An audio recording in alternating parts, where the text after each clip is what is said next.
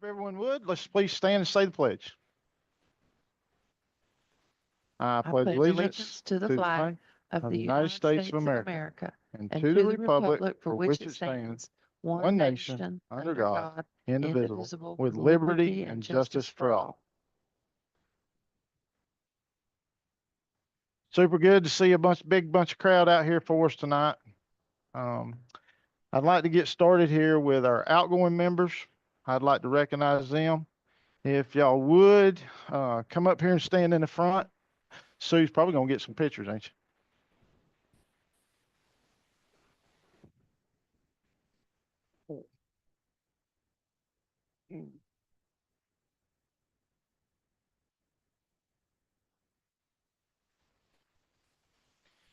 Okay, the first one I pulled out was Shay's. Shay Davis has been with us now the last, what, 9 months on this deal? Yep, so we're gonna go 9 months. And she was mayor before this. So thank you so much for coming and helping us out. Appreciate you a bunch.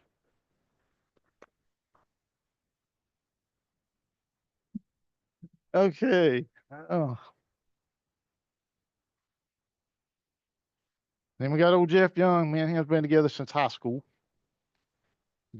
I can't tell you how much I appreciate you being by my right-hand side. I really do. You was always there when I'd look at you and say, think we're right here. I appreciate you being here. Thank you, Mayor. Come from a good family. Here you go. Did you get that? Okay, thank you. Mm.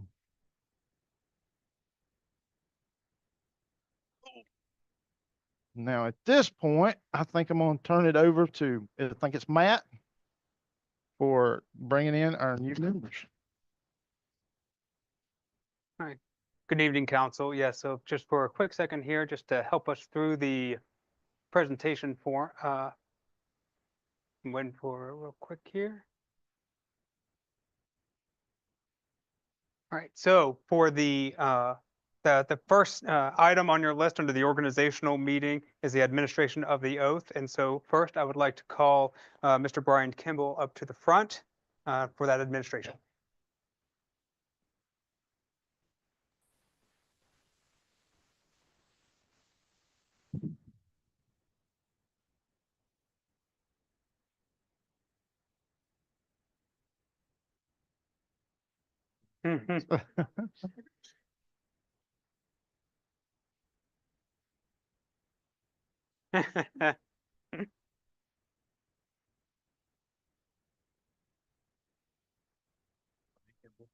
Solemnly, sincerely swear Do solemnly and sincerely swear that I will support the Constitution and laws of the United States, that I will support the Constitution and laws of the United States, that I will be faithful and bear true allegiance that I will be faithful and bear true allegiance to the state of North Carolina, to the state of North Carolina, and to the constitutional powers and authorities to the constitutional power and authorities which are or may be established which are or may be established for the government thereof, for the government thereof, that I will endeavor to support, and that I will endeavor to support, maintain, and defend maintain, and defend the Constitution and laws of said state, the Constitution and said laws of state, not inconsistent with the Constitution of the United States, inconsistent with the Constitution of the United States, to the best of my knowledge and ability, to the best of my knowledge and ability, and that I will faithfully discharge the duties faithfully discharge the duties of my office of my office as a council member for the town of Mills River, as council member for the town of Mills River. so help me God.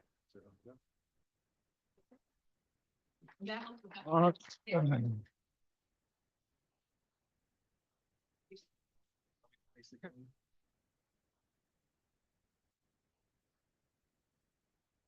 I would now like to call up Mr. Jeff Moore to be administered the oath.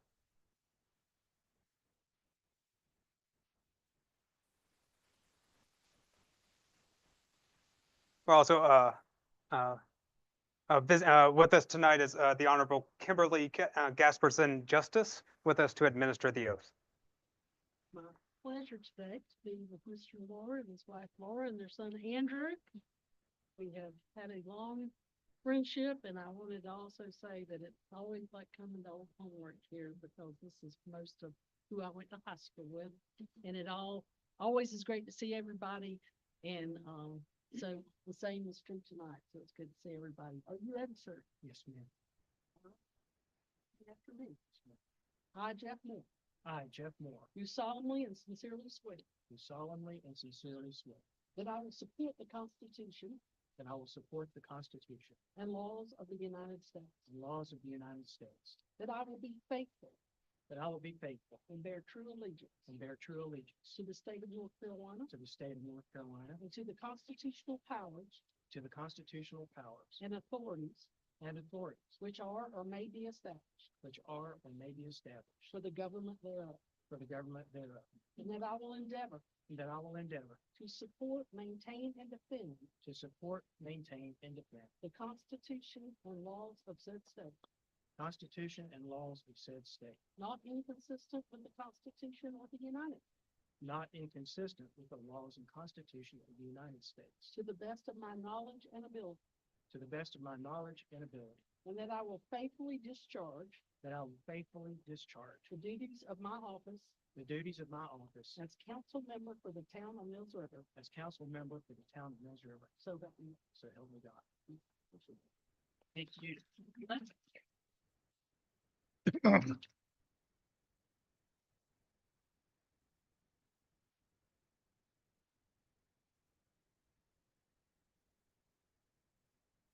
All right. All right, we need to get them swapped out of their seats. Yes. Here, you get your nameplate too. Hey, you're forgetting something.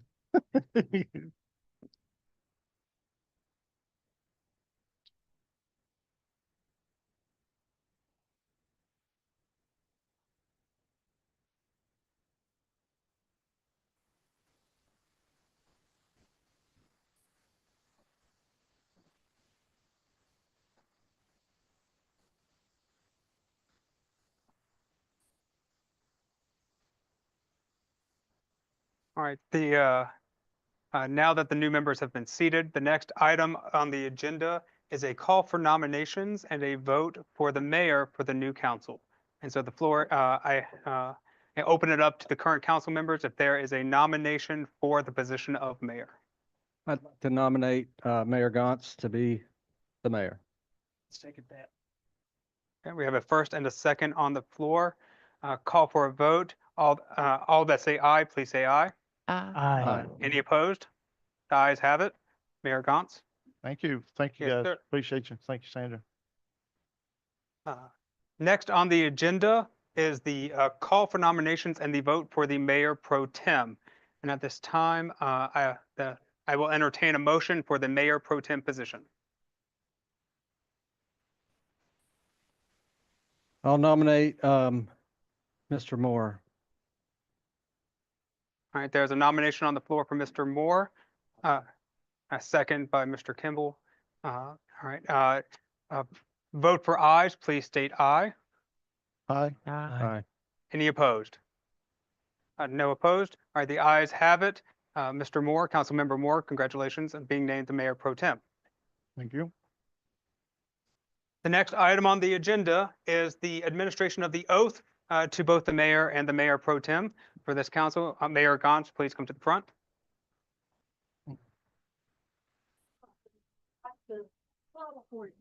I got my wife with me. She looks a little better than I do, so we'll get her over here. She looks very fat. You want to hold it, Barry? You can. You can at least get your picture to it. Are you ready, sir? I am.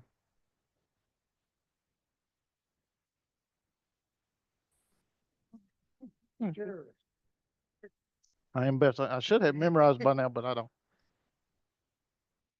All right, if you can. repeat after me. I ain't got you messed up, do I?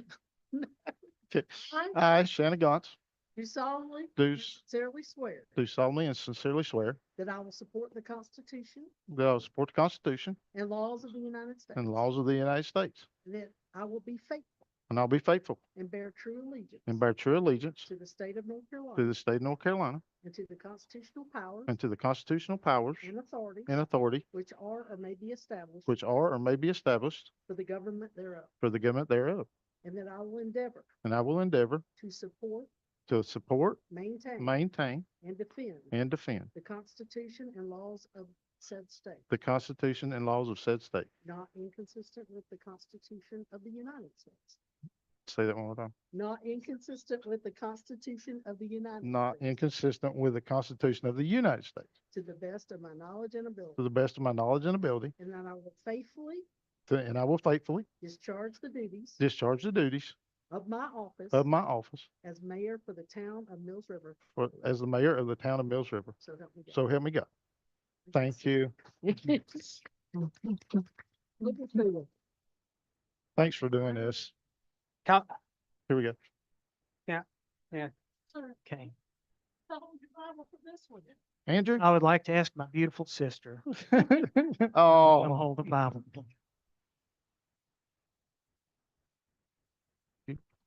Not only do we share a lot of love, we share our birthday. So I wouldn't say I was a birthday present. Yes, ma'am. Got to scoot over. Have to abide by the rules of sea power. That's right. I Moore.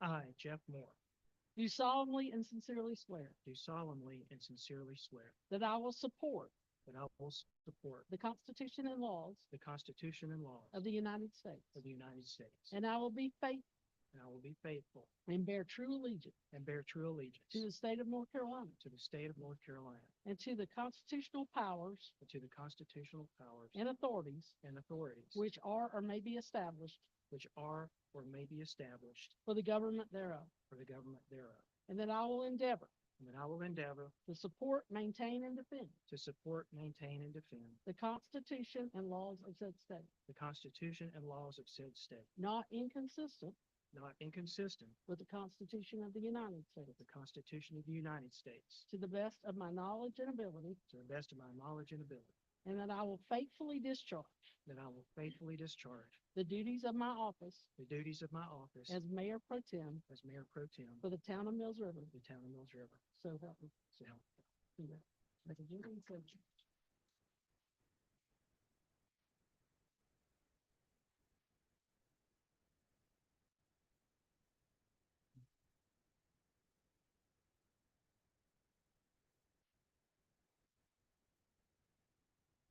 Mr. Mayor, that concludes my portion of Okay. having to run this meeting, and I'm happy to turn it over to you for the Okay. next item, Alright. which unfortunately you're going to have to hear from me, talk a little bit more tonight, but officially I turn it back over to you. Thank you, sir. I would like to take another opportunity to thank Miss Justice for coming out and doing this for us as always. You're a part of our community and I hope you will be for years and years to come. Man. I might can keep us out of doing this some later on, but we'll still go out and eat or something. Okay, so moving on with E on our, here we got discussion of this council room layout and expectation. Yes, sir. So at this point, I'm going to ask, thank you, Kevin. You are reading my mind. This mouse is a little finicky, so I apologize in advance. So during organizational meetings, these are opportunities for the new council to set expectations, including, as you see here, some layout recommendations and others, just to ensure that there's a clear understanding of what this council has to set forth for the next couple of years. And so what you see before you here, a couple of items to start with as a staff recommendation, but other potential discussion items as well, as you'll see on the screen. One of the items that I, as the manager, would recommend is that we move our agenda items from having staff updates, which includes all of our department heads, to manager-only updates, which at that point, I, as the manager, would provide updates on behalf of the staff. This mirrors, as you can see, best practices from other communities, both in the area and around the state. It also has the potential to, make sure, being mindful of their time, energy, and efforts here. Now, again, that would not change my expectation that they would be here for any items that they need to present on or speak on. But that being said, I would ask that we look at updating that agenda to a manager update for moving forward. The second item that you see, if council so chooses to move forward with that type of change, we would have a table that would be available to be able to then have a presentation style beside the podium to be able to, moving forward, just like as tonight, having presentations here, staff members would be able to come up and present at a table instead of at the podium. It's a little bit easier to work and a little bit more friendly for presentation style. And I would just ask that you all consider those two items. The last two items that you see under potential discussion items, again, expectations potentially for being recognized, going through, whether or not you want to raise your hand or speak up or what have you, those kinds of things. Same thing with debate and discussion. Those are only things that I would throw out to you to potentially think about during this time. Questions, discussion? I'll step up to the plate here. So, as far as the staff and you doing their reports, I'm fine with that. That might free them up a few nights that they wouldn't have to be here throughout the year. Knowing that they'll be here if we need them, as always. The table, I think that's a great idea, because how many times we have people anymore come and got plans that need to be rolled out? It would work good for the planning board. You just come from there, it worked great for that too, wouldn't it? It would, yes, sir. Okay, so, anybody, come on, anybody else got anything? Okay, And there's no necessary vote for this, by the way. It's more Yeah. just a consensus understanding of moving forward as well. okay. So I've heard from two. I just would love if there was any other thought on this, move forward. Well, yeah, Would it be possible to consider maybe moving the podium over where the staff table is? for public So that- comment. Yeah, so it wouldn't be right here when someone's speaking, everyone can basically see who's speaking during that time. I believe that is a perfectly reasonable suggestion. I like it too. Everybody else on good. Sandra, what do you think? Thank you for that. Is there any way we can eventually, in the near future, get rid of our Britney Spears microphones here? Well, I'll second that. Anybody else got any problem with these things? If I may, I'll just state that I believe her Vegas residency is over as I'm going well. out there in March. I'll be glad to deliver every one of these. Exactly. But that being said, one of the items that I did have under the manager and staff updates for tonight was that we will on December 19th have a company coming in here Okay. to go through, adjust all of those items, and then provide us with recommendations on how to potentially move to a more reasonable option. Cost obviously being a factor in making sure that we can work within those parameters. Okay. Fair enough. Fair enough. What else? What else? Chairs, while we're at it. Yeah. Chairs that don't squeak. Yeah. I wasn't here. I mean, it's, It's when we this. go to a planning meeting, we try to get here first to get the non-squeaky chair. Yeah. And sometimes. I didn't even know that was possible to switch them. You've just told up a secret. Uh-oh. I don't mess with. Welcome council on chairs. board, but there's stuff we need to know you could pass on up from planning board that's not planning board related, you know? Okay. Okay, Will do. all right. Understood. We could also, if council so chooses, I'm happy to look into those options as well. Okay. What else are we forgetting? Anything that you, expectations on debate and discussion? Can we jump back to the Yes. Are we gonna know, this comes out on Tuesday, are we gonna know what staff's here on Tuesday? Are you gonna put that on the agenda or? That is a good question. I would say it is dependent on how you all feel comfortable. I am more than amenable to putting in, if there's a staff member that's going to be presenting on an item, to having their name on that item as Yeah, well. let's do it that way. Yeah. Everybody good with that? Yep, Yeah. okay. Okay.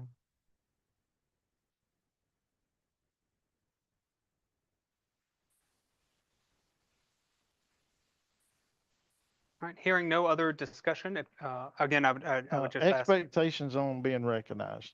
Are we okay with just doing what we've always did here and just speak up or look at each other and, or y'all want to do the hand raise thing, or what are we doing here on that?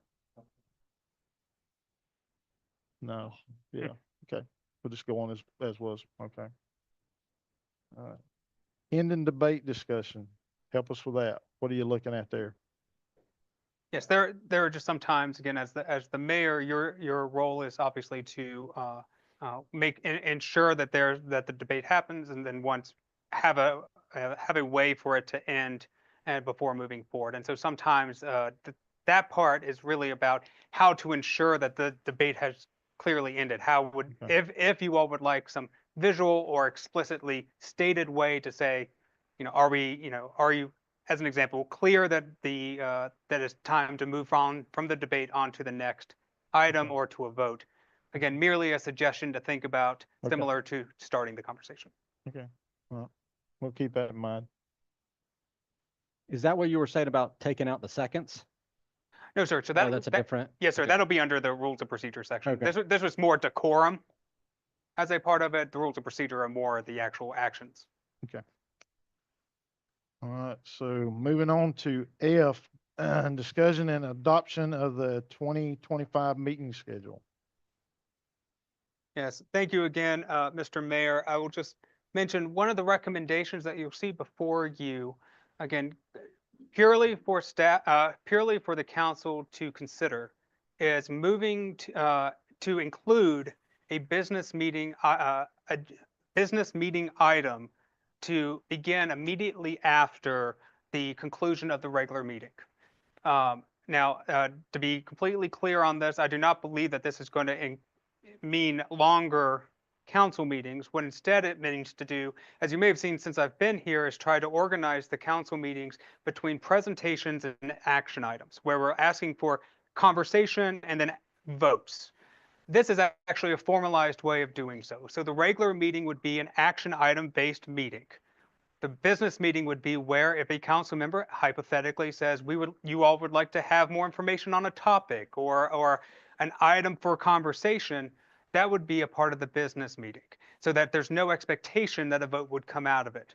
It also provides an opportunity, if a council member wishes to bring up a topic for a future agenda item, that you all can discuss it openly and transparently with each other, and then provide that guidance to staff for us to be able to work on those items before putting it forward at a future agenda.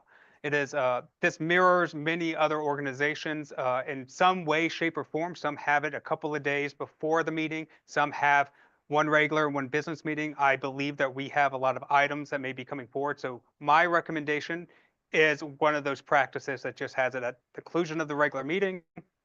It's down. My recommendation is potentially like a 5-minute break or some kind of checking in to make sure, and then immediately voting to calling order in the business meeting. And that's when that presentation and potential agenda future items come forward. So that is what my first recommendation. Could we put a feasible cutoff time? I mean, we've been here till the cows come home. I think, what might help in this, and when I first seen it, I was totally against it. Then I got to thinking, a lot of times we actually catch staff off guard with some of our stuff we come up with. So if we did it this way, that would give them 2 weeks prep time to bring it back to us with all the right answers. And that might actually speed up the regular agenda on the next meeting. I was like you, when I first got to thinking about it, I said, boy, this is gonna make for long nights.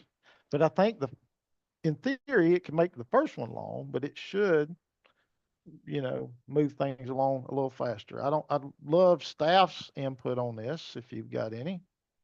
As far as, don't we often catch do we ever catch yous off guard? I know we catch Michael off guard a lot, but he's got the backup system. If I may, I will just mention, obviously, staff is more than happy to chime in on this as well. But I would say that is the purpose of this. The purpose of this is to both allow you all as a council to talk through items and then provide that guidance to staff, so that then we can say explicitly, council can give us direction, bring this at the next agenda, or bring this to us in February, or what have you. And that allows staff to be able to prioritize, understand where the direction is, and to be able to bring a product to you that I believe will be both a robust professional product, but then also provide that that ability to have really good conversation around an item, because we already have had that guidance from you. Okay. I would ask, if we approve this schedule tonight with these business meetings on here, would we be stuck to that all year long? Or could we bail out of it by council's approval. Yeah, You can always amend your schedule. okay, that's good to know. What's anybody else got? Anything? Any more dis- Some municipalities have done it so that when they do business or business meetings, they don't allow public comment. Are we looking to do that, or are we do public comment? So now I can only speak on my experience, and again, the agenda is owned by the mayor. But I would say that in my experience, there's a public comment section within the regular meeting. Again, only from my experience, regular meeting, but then also on individual agenda items. And so that if hypothetically, if a person would like to speak on on an agenda item within the business meeting, that they may do so. But having a separate public comment section within the business meeting could be there if you also choose. I'm not recommending one way or the other, but in my experience, that's only in that first meeting and not the second. Okay. Anything else? Would it still be feasible to put a time limit on it? I mean, 9:30, 10 o'clock Well, at the latest? if we would probably have to do that on a case by case basis, because once this agenda is approved by me to be sent out and staff, then we've got a little bit of an obligation to fulfill that agenda items, even if it is just regular business on the business meeting side, correct? Yeah, so because the only part of the business meeting that actually would have a vote. Now, again, it is a regular meeting. Technically, the council can vote during those items. I would just recommend that by practice that we do not. But hypothetically, you could open up the business meeting and at any point move to, and yes, I just wanted to confirm with my town clerk that that yes, you could table those items for a future Okay. meeting at any point because there's no action that's expected on them. It's merely Okay. discussion. So if we seen it was just getting, 10 o'clock, 10:30, 11ish, we could table the rest of them, move on. Okay. Good. You After good? a certain point, you're not productive. Exactly. You good, Jeff? Yes, sir. You good? Anything else? I would ask for an official vote on Okay, the on that one? 2025 Okay. meeting. If someone will make us a motion to approve that in our meeting schedules, with our meeting schedule. I'll make a motion that we approve the 2025 regularly scheduled meetings. I need a second. Well, second, Brian second. Any more discussion on this? Hearing none? All in favor? Aye. Aye. Any opposed? Ayes have it. Moving on to G, adoption of the rules of procedure. Yes, and Mr. Mayor, thank you. I just wanted to quickly provide a little bit of context as to why this is in front of you again. Obviously, this is a new council. During my time here with the previous council, there were questions regarding, at some points, around rules of procedure, especially when it came to votes, how votes are counted, when they should move, public hearing items, et cetera, et cetera. And one of the items that I thought that may be helpful for this council, this new council to consider is adopting a rules of procedure. It's a fairly common document to have on the record. And in many ways, what is before you is just a formalization of what we already do in practice. But at that point, then if there are any questions or concerns that come up, we are able to refer back to a document in order to get that answer promptly. As you see, as I mentioned up there, it does provide clarity, I believe. And then this is based off of the School of Government, UNC School of Government suggested rules of procedure, as well as practices from various North Carolina communities and what they have published. Now, I will say I am not in a position to recommend these items before you. They are merely there for you to consider because they are legal options. And so for instance, as I can see, suggested discussion areas. There is in the current draft, per North Carolina law, you do not have to have a second. But again, by practice, most do. And so in that way, I would ask for council to provide us with direction on whether or not you would like to keep that second and whether or not it's important to make decisions moving forward. It also provides the ability about speaking on items before a council member may speak a second time. And it provides the mayor with guidance on how to regulate and to monitor those discussions. And then finally, it talks about the comment section that we talked about earlier, and it's Councilmember Kimball read my mind a little bit on this one when he mentioned about the public comment.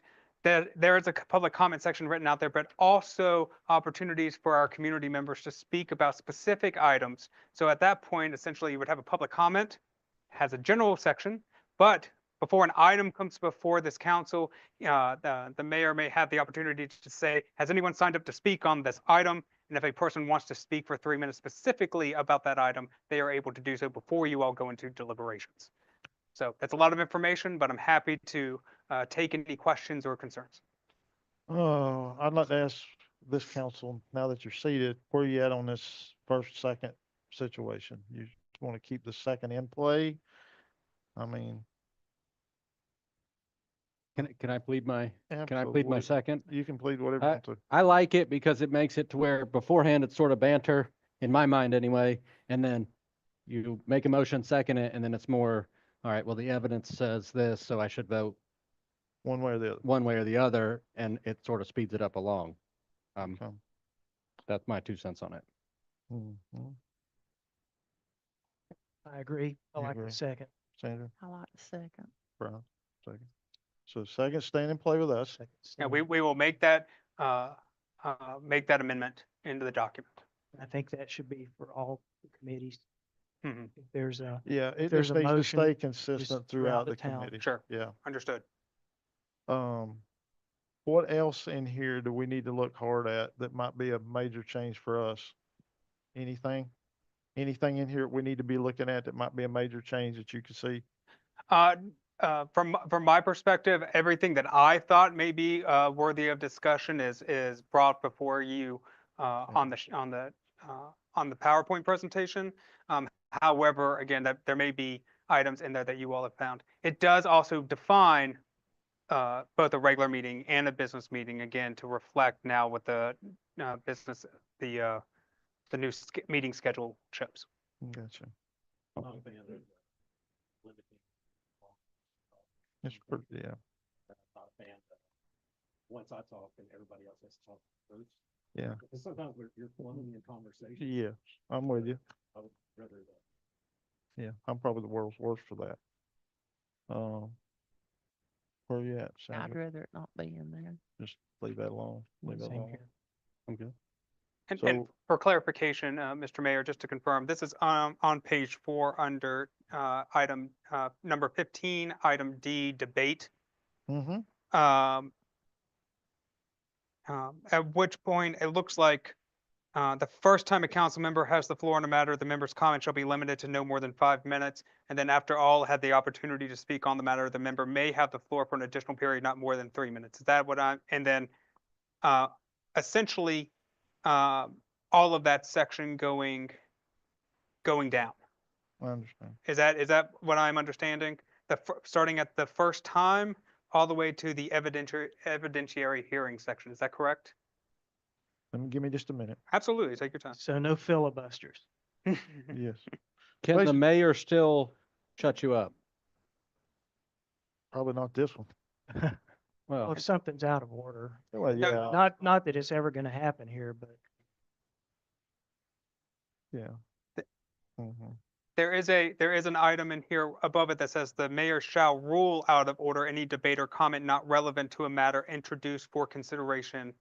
Any debate or comment which shall be unduly repetitious or any comments which personally criticize or are disrespectful to citizens, staff, or members of council. So for those types of egregious actions, it would Mhm. be imperative of the mayor to step in those pieces. so we Okay. should leave that in D. Strike the rest of it. That's what that would be that's what I heard. Okay. Is from the first time a council member has the floor all the way down to the end of section D is what I've heard that you all would like to strike.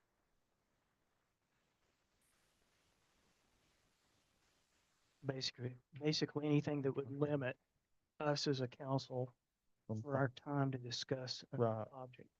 And I definitely agree with that. Okay. Some items are gonna take longer to discuss because there's a lot more ways to look at things. Mhm. So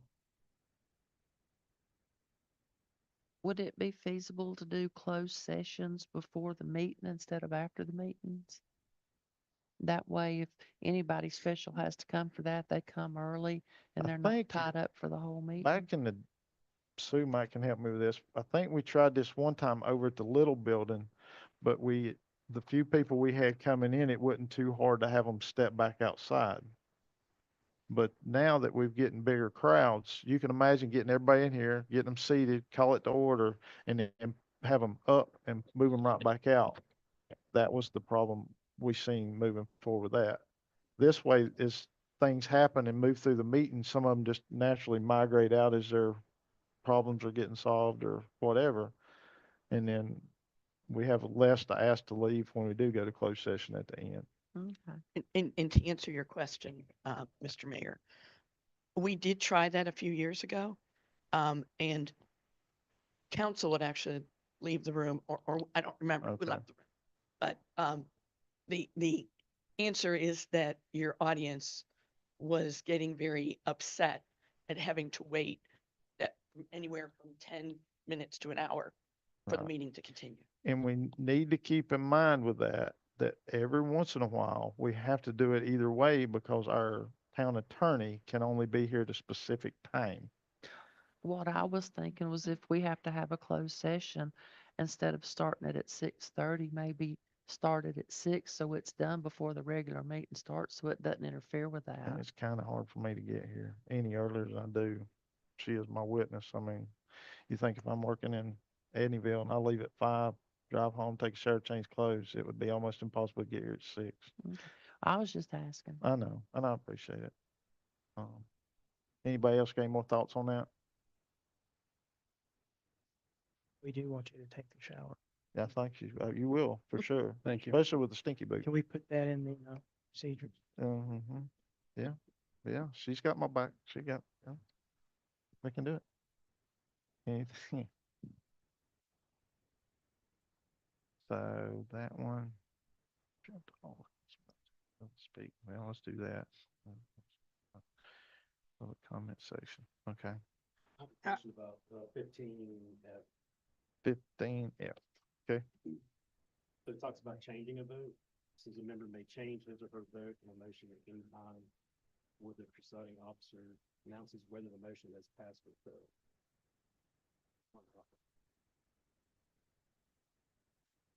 Yeah. When I went to the school up in Brevard on this back in the spring, they put that in there at some point. They couldn't remember 1400 and something, but there was people that would cast a vote and then wait to see where the majority was headed and then change it. So then they put this in there to give them the opportunity to change to either go with the flow or to match back up with some other group. But sometimes they'll have councils and stuff that's got 15 people or so, which would make a bigger difference than maybe 5. But if we so choose to remove that, I think we could. I would, Mr. Mayor, if I may, I would question whether or not whether or not the vote is still open until you make the official pronouncement Okay, that the vote has passed or failed. So up until the moment in which the vote has passed or failed, technically the motion is still open on the floor. And so for that reason, I don't know, even by striking it, whether or not you are able to lock a council member in on a vote the moment they make it, just based off of the order in which you call. so as the mayor, how would I recognize the change, the way we do it? Like I'll say, all in favor, you hear a bunch of ayes. Any opposed? Then if one more no popped up, it would simply be that person's no, or at that point, could somebody had said, you see what I'm saying? It Yes. confuses me. That's what got this, a lot of debate happened in Brevard over this one. Yes, sir. And so again, it's up to council discretion on how you all wish to monitor this. In my experience, what would happen is that with verbal votes such as ayes, yays and nays, a vote would happen for the yays, a call for nays, and then before you are able to say one way or the other, a council member would have to say, Mr. Mayor, I would like to change my vote. And so, or I misspoke, I meant to vote nay, and have that officially on the record so that you are able to then, you would Okay. recognize that they have asked for their vote to change. Okay, I mean, it's up to you if that's the way that works, but that is an option. okay. As long as they make it a verbal recognition to where we know that they're wanting to change it. Absolutely. I believe that Okay. you would have to.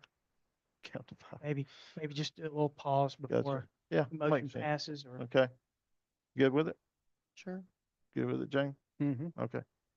All right, we'll leave that as is. So again, just to return then, as of right now, the only modification that council has shown a consensus on is removing in number 15, section D, under debate, starting at the first time a council member has the floor on a matter, all the way, striking all the way till the end of that section. Is that correct? Oh, and then also, obviously, under 15A, as you all have already said, you would want to make sure that a second is required. Right. So those are the two modifications. Everybody in line with that? If so, you probably want that in the motion, correct? Yes, sir. The green form in front of council on this item actually has, and I would recommend, if that is the way council would like to go, that to use the language around modifications. We still, On 15K, talks about, for zoning issues that somebody can abstain if they fail to vote.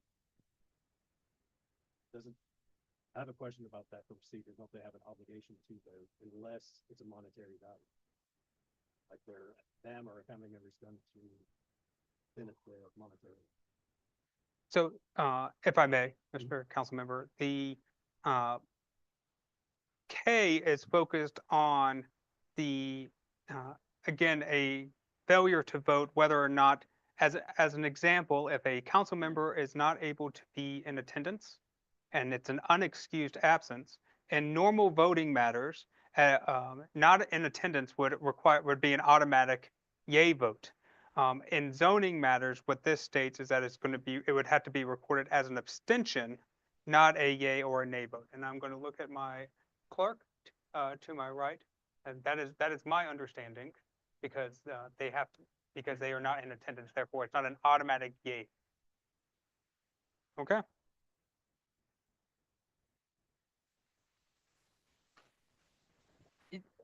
At the end of K, it notes a statute. It's the one exception to the counting someone not voting who has not been excused as a yes vote. And it's a statutory thing. Well, I know, like, if we're voting, like, if I get up and leave the meeting now, I'm unexcused. So if we vote, I'm a yes. So that was my question is, it says, but if it's in a zoning meeting, then that person's vote should be counted as an abstention instead of a yes. That is correct. Yes. Three people don't want a zoning, they can just get up and walk out and nobody deals with the issue. Yes, and to our finance director's point, this is a statutory requirement to 160A75 that could not be counted as an unexcused absence could not be counted as an automatic yay. And if three of you leave the room and are unexcused, We don't there's no one left to excuse you. You have no quorum. So, I mean, I know to your Right. example of two of you left, but it is the only legal time that a municipal governing board can abstain any member. Mr. Mayor, can I Yes, ask another question? absolutely. Talking about excusal, is that different from recuse?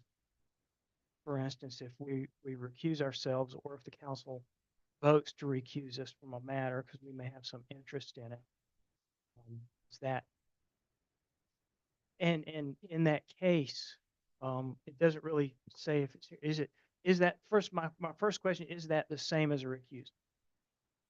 No, So from the recusal perspective, and again, I'm going to see if my clerk elbows me in the side here for Uh-huh. saying something incorrect.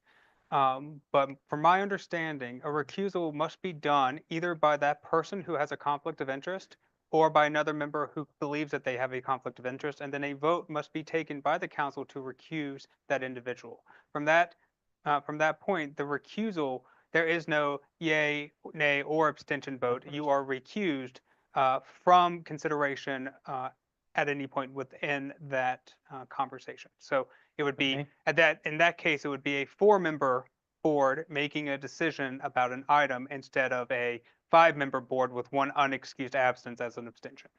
Then to follow up on that as a procedure, does that person that's recused leave the room? Or as a council, do we make that decision or as individual? If I'm recused, I feel like it's better for me to leave the room. That way, the people left won't see my body language, which I've been told is pretty clear sometimes. Or, you know, if we're making a decision that affects someone and they're sitting here in the room, does that tend to lead us towards a decision that may not be, you know, something along those lines? Is that a reasonable question to ask? Absolutely. My understanding is that there's no legal requirement to leave the room. However, there's just no ability to participate in the proceedings. And so it's a participation in the proceedings is how, again, looking over it at my clerk, to be able to define that. So again, from a visual perspective, if that council member so chooses to leave the room, so therefore they do not hear of the discussion, they do not unduly influence the decision, then I think that would be perfectly acceptable. However, again, by practice, I have seen where a council member who is able to just not participate in questions, answer questions, etc. They are a non-participatory member for that item itself. So is that something that we as a council could write in that a member that's excused should leave the room?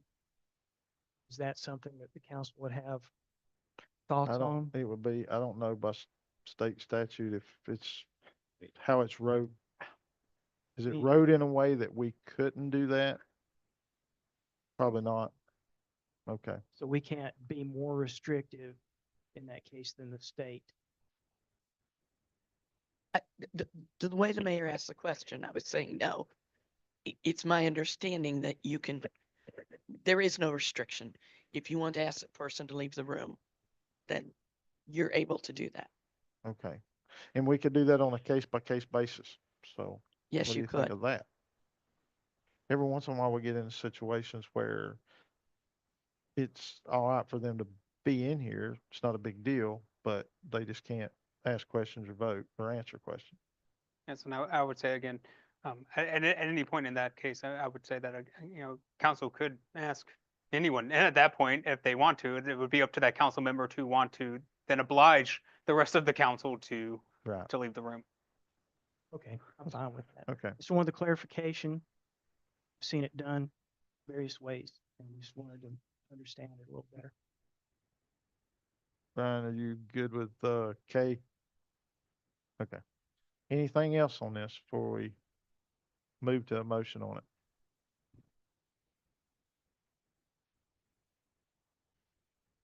If not, I'll entertain a motion to use the modified version of the motions.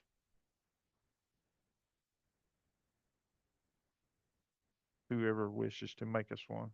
I make a motion that we approve the suggested rules of procedure as modified. All right, I got a first. How about a second? I'll second. Jeff second. Any more discussion on it? Hearing none. All in favor? Aye. Aye. Any opposed? Hearing none. That vote will pass. That motion will pass. Thank you, council. This, okay. All right, stacked up here. Okay. All right, so now it feels funny, but we're going to call for approval of the agenda. If I may, Mr. Council, there may be some members of the public that may wish to leave if we want to pause for just a brief Okay. moment. Yes, absolutely. You're Get out while welcome. you Thank you can. for being here. Yeah, and come back anytime. Almost every other Thursday. I didn't know it was your sister. It's my sister. Holy cow. All right, somebody, make us a motion to, approve our agenda moving forward. Make a motion to approve the agenda. Thank you, Brian. Second, I'll second. thank you. All in favor? Aye. Aye. Any opposed? Hearing none. Council comments. Anybody got anything? No? Really? I just want to thank the community of Mills River for their support in the election and look forward to serving. I'd like to echo that. I'm very humbled and excited for the opportunity and um, s- let, I want to be available. So let me know what you're thinking. All right, glad to have both of you on board. Glad to have the other two I got. We'll make good friends the next 2 years for sure. All right, staff reports, financial director, No report? no report, town clerk. I just want to take a chance to thank Councilman Cantrell for the poinsettias. Yes, very nice. Decorate the room today, so thanks. All right, thank you, James. I don't want them back.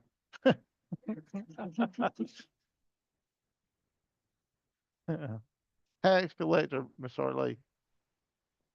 Tax collections are going well this December, and I just wanted to remind everybody who may be listening out there, January 6th is the last day you can pay without penalty. Penalty will be added on the 7th of January. That's all I have. All right. Your reports on the consent agenda. Right, thank you. Nicole, Parks and Rec. Better than taxes. Santa Claus is coming to town. Which you're really excited about. So this Saturday is our annual Mills River Santa Tour, where we partner with the fire department and the sheriff's department to bring Santa to Mills River neighborhood. So we have our route posted on our website, and if you follow Mills River Parks and Recreation social media, you can kind of follow live where he's at. We have a few Santa stops if you're not on the route. So we'll stop at Glen Marlowe School, North River Farms, and Mills River Elementary if we're not on your route. So check out the website so you can catch a glimpse of Santa this Saturday. And other than that, just we broke ground on our playground expansion project last week. So thank you to those who came and helped celebrate our groundbreaking.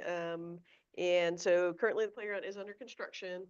The playground is open. We may have to close it intermittently as they're doing certain things, but we're trying to keep it open as much as possible for the public to still use while construction is happening. And we do expect that project to wrap up around April. Good, awesome. Awesome. Mr. Ross, what are you doing Saturday? We could use another elf. Okay, whatever. Whatever. Okay, good.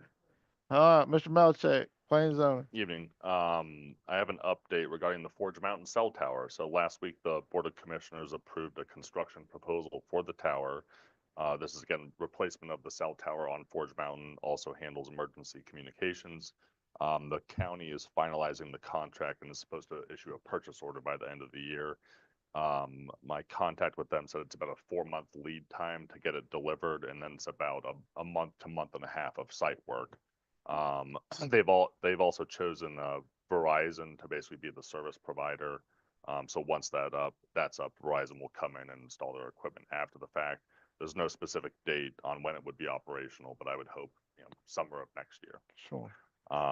Otherwise, we have a transportation survey we put out on Facebook and on the website. It's a little confusing because there's no submit button at the end, but it's a survey for the Metropolitan Transportation Plan through the French Broad River MPO. And again, great to have Mills River participation in that. So if you have transportation concerns or projects you'd like to see around town or just in the region in general, feel free to click on that link and record your input. It'd be very important. And lastly, if you're on Fanning Fields Road and you see a big metal building going up, Pepsi's started vertical construction on the building expansion. It's a 66,000 square foot addition. So that's what's going up over there. Okay. That's all I got. Gotcha. And for those in the public that don't know, that cell phone tower is supposed to supply a lot of the dead zones over in South Mills River, North Mills River, Pennsylvania Road. It's supposed to fulfill some of those gaps along with being able to make the sheriff's department and everybody more, have more spots that they can get service as well on the radios. Um, Matt, have we put our portion into the county for that yet? Is that, it may be, it's before your time. Yeah, I would have to defer to perhaps the finance director, but I can also look Okay, into it. I if know need- we had an obligation to the county for that. Yes, we provided the county with that 50,000 Okay. already. Thank you, sir. Okay, town manager. Yes, sir. Thank you, Mr. Mayor and Council. Just a couple of quick updates. First, around FEMA updates. I met with other managers around the county today to get a storm debris update. One of the items that I think is helpful for the community to hear is that they are still requesting that, and you may find them on our social media pages and I believe on our website as well.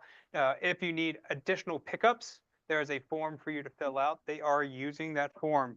That they can't, give a direct time on when they're going to be coming by, but they are tracking those items. So again, if they came by once and you put more stuff out there, make sure you go on to Henderson County's website or go through our site in order to get there to make sure that you're back on the route to where they're going to continue to come as many times as necessary to make sure that your area is cleaned up.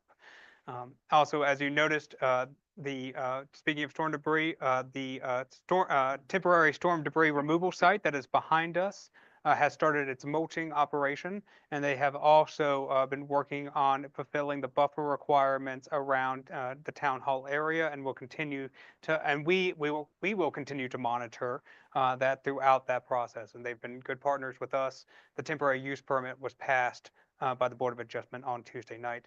If anybody would like to know how we're going to keep an eye on them, you can come to my office at any point, and I would love to show you what my view looks like. I'm very much able to keep an eye on them literally. So the only other thing I was going to mention really quick is that the other week, our partners at the fire department and at at Henderson County Sheriff's got together and had an after-action meeting between us three entities to talk through the storm preparation and lessons learned. And we are one of the items that we've taken from that conversation is that we are going to be kicking off an emergency preparation meeting coming up starting next week, but then working all the way in going into the spring to work on identifying what those needs are when it comes to emergency response, how the three partners will work in tandem to ensure that hopefully a storm like this does not come again for a very long time, but in any type of emergency event that we are the best prepared as possible from the lessons learned from this event. So I just want to let people know that we are continuing to work on that. Thank you. Thank you. So, man, I will mention, going back over to the storm debris site, as it starts freezing and thawing throughout the winter, we got to keep a close eye on the barn driveway. Because if that thing gets to pumping really bad, we need to maintain keeping gravel on it. Or if we ever lose that base there, it'll cost us a fortune later on to get it back up. Yeah. So that'll be something staff will need to keep an eye on. Yes, sir. So, and just for clarification, the area that you're talking about is a part of their leasing agreement. Is that correct? It is. So I would just say, one, yes, sir, we will continue to monitor that, and thank you for bringing that up. I'll also mention that as per the contract, any damage associated with the property, they must bring it back to like condition as when they first found it. So we will continue to monitor so it doesn't happen, but at the same time, I would like for you all to rest assured that we will continue to make sure it comes back to like. It just has potential to get so bad they can't even get in and out. Understood. Yes, Okay. sir. Yeah, no, I understand. Okay. Yes, sir. And get a ton of mud on 191. Yes. Right, railroad ballast. Yeah. Okay. Mr. Councilmember Cantrell, are you mentioning the current mud No, on I'm the just saying in the just- future? What will Yeah. happen? Yes, sir. I understand. Yeah. Okay. All right. And I will say that Sandra has been asking for this emergency get together and a plan ever since she come on council. So I'm sure she's smiling inside on that deal. Okay, public comment. Anybody here for public comment? No? Y'all want to tell us what your wish list is for Christmas or nothing? Okay. Huh? Caribbean cruise? Yeah. Lottery tickets, okay. Big one. There you go. All right, approval of the consent agenda by motion, if someone do that for me. Make a motion to approve the consent agenda. Thank you, Brian. Second. Anybody? A second. Well, James? Any more discussion on that consent agenda? Hearing nothing. All in favor? Ah, Aye. Any opposed? Hearing none. Ayes have it. Take me a few days to get used to that one. I'm waiting a little bit. Okay, regular agenda, the audit report presentation. I got to find mine. This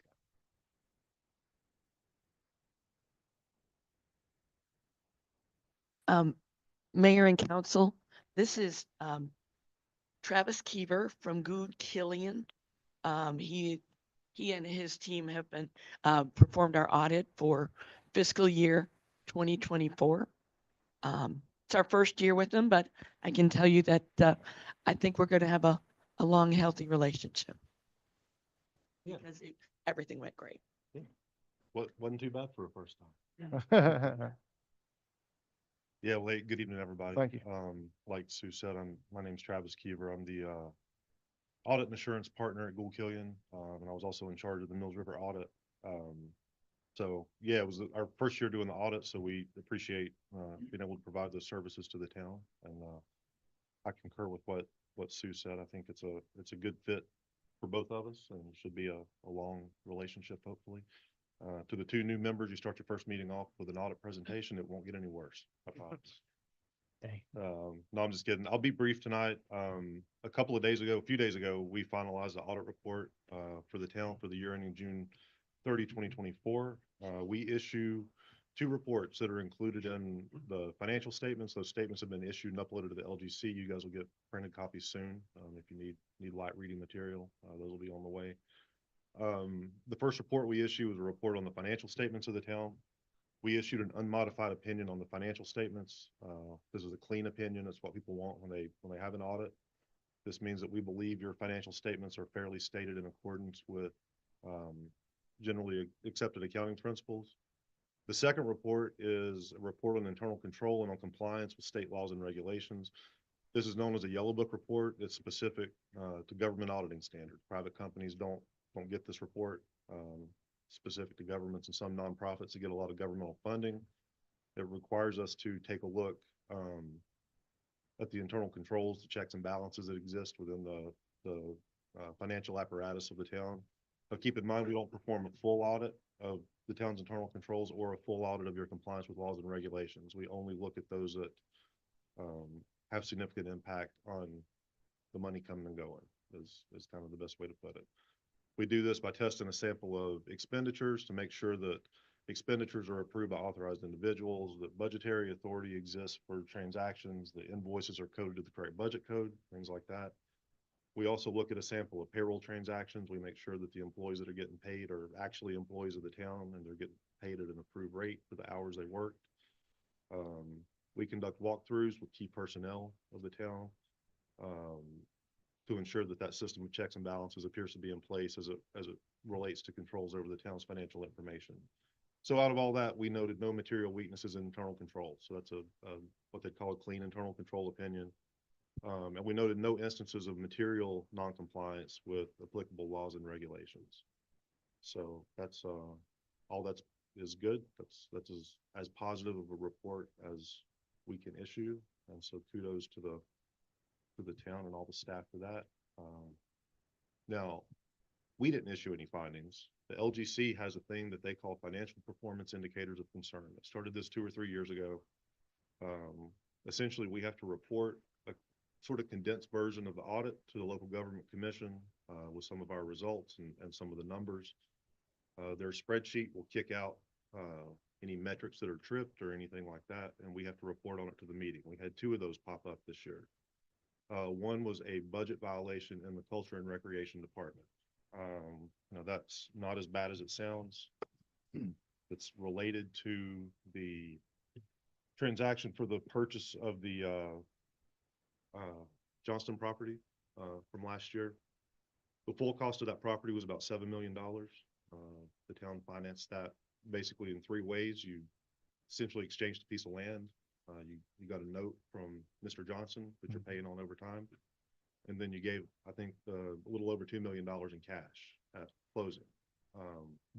The only thing that was actually in the budget ordinance was the $2 million in cash. What governmental accounting says, and this is a little bit of a technical accounting thing, it didn't really affect the substance of the transaction. You have to budget the full cost of the land, not just the cash outlay. Okay.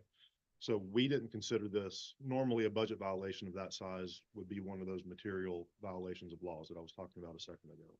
We didn't consider that violation to be material noncompliance because all aspects of the transaction were approved by council. The land swap was approved, the 2.2 million cash paid at closing was approved, and the note payable taken out with Mr. Johnson was approved. We just didn't take the final step of kind of getting the full cost of that land into the budget ordinance. And that is a requirement under state law. So just because that's in there, the LGC wants to know about it. You guys will have to send them a little letter, sort of explaining what happened, which we've done. But again, that's kind of an unusual transaction. Shouldn't be an issue going forward. But if you do ever have anything like that again, we're kind of here to help walk you guys through that. So don't hesitate to reach out to us. The other one was a small one. There's at 6/30/24, there was a deficit fund balance in the capital project fund. I guess some sort of repairs and work had to be finished on the new restrooms at the park. Money wasn't transferred into the general fund by the end of the year to take care of that. That's since been alleviated in FY25, so that one will take care of itself. So that's the only two things that will be reported to the LGC, and both of those are what I call fairly minor and easily explainable and shouldn't recur in future years. So a few statistics from the audit. This is a summary of general fund revenues. The town took in about total 6.7 million in revenue. Of course, on there, about 60% of that's ad valorem tax. That was almost $4 million. The other big one on there is the red piece of that pie chart's intergovernmental. That's mostly local option sales tax and then PAL bill money. That was about 2.3 million. Then of course you had about 324,000 of investment earnings. Enjoy that while it lasts. And then, so we had 6.7 million in revenue. Then of course you also had 2.4 million in proceeds from selling the land, essentially, that you traded for the Johnston property. And then 2.4 million in what you call proceeds from a note payable. Government accounting considers when you take out debt, that's actually revenue, which is that's kind of backward from how business accounting works, but that's how they want it done in government. This chart right here is very similar, except just on the expenditure side of things. The town had $12.8 million in total expenditures. Of course, that's a big jump from your usual budget. That's because the $7 million for the Johnston land is in the green section. That's culture and rec. Of course, the other big piece is 3.3 million in public safety. Of course, that's the contract with fire department and Henderson County to provide police service. It's about all that's notable on there. This is a chart showing your fund balance and fund balance available over time. The blue line, of course, is your total general fund balance. The gray line is a statutory calculation the state requires for what they say is available to appropriate.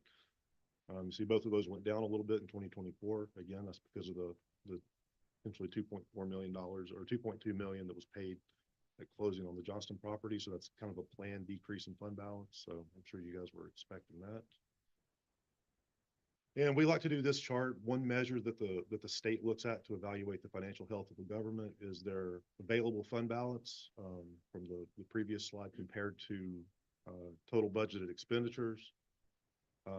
You can see the municipal average is somewhere around 60%. So that's basically average municipality in the state essentially has about 7 months worth of expenditures and fund balance. That's kind of what that's saying. Mills River has always been significantly higher than that, up around over 100% the last couple of years. It took a dive this year, again, because of that property that's factored into the budget. So the denominator in that equation went up to 12 million, whereas normally I think around 6 is kind of your normal budget. So the expenses went up to 12. And then also the available fund balance went down because of those expenditures. So that led that to drop. But again, that's Again, it was an unusual year with that transaction. That number will be right back up where it was in previous years, going forward. And then a couple of stats on property tax collections. You see the tax rate for the last 3 years across the screen, which I'm sure you guys are aware of. Current year collections went from 2.9 to 3.1, then jumped up to 3.9 in 2024. Of course, that's the results of the tax revaluation. Adopted a slightly less than revenue neutral, or more than revenue neutral tax rate. So taxes went up, the collection rate stayed fantastic at above 99%. It ticked up a little bit to a little over 99.5. So that's top notch from what we see. So I think that is about all I have. I'm happy to take any questions. And again, we appreciate being able to work with y'all for this year. Absolutely. Questions? Anybody got any? Hearing none. Appreciate you doing it. Appreciate you being here, looking after us, taking care of us. One of these days, we're gonna lose Sue. We're gonna lose our lease, so we gotta get good replacements. So Absolutely. we look forward to you working with whoever we get to replace them as well. For sure. Look forward Thank to you, it. sir. Thank y'all. You're welcome to leave, get back home. Okay.